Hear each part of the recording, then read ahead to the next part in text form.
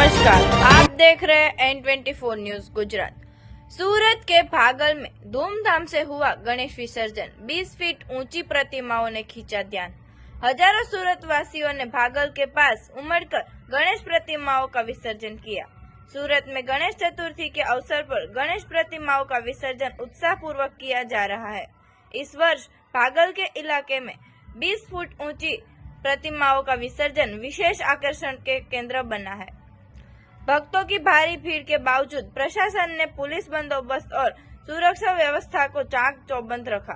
विसर्जन का भव्य आयोजन। भागल में विसर्जन के लिए इस बार विशेष तैयारियां की गई थी। बड़े बड़े ट्रकों और वाहनों पर सजी हुई गणेश प्रतिमाओं को लेकर हजारों श्रद्धालु भागल पहुंचे।